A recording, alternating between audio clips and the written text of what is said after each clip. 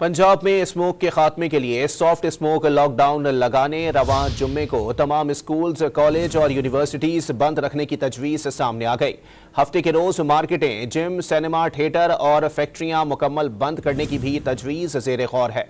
मजीद जानते हैं don news के नुमाइंदे मियां शोएब से। जी शोएब, बताइएगा मजीद कौन कौन सी तजवीज़ पर गौर किया जा रहा है?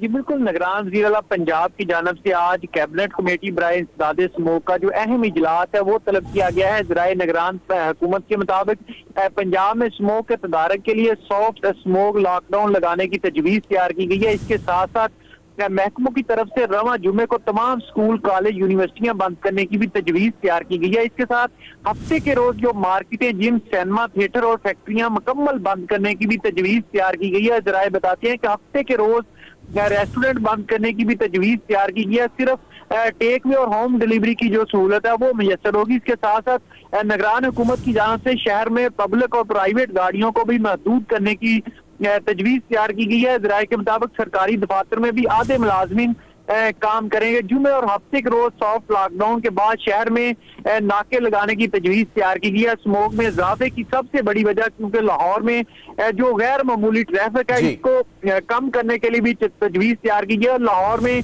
पंजाब हुकूमत ज़राए के मुताबिक दफा 144 का नफाज भी करने की तजवीज़ तैयार की गई है। जी बहुत शुक्रिया मियां शोएब अपडेट करने के लिए।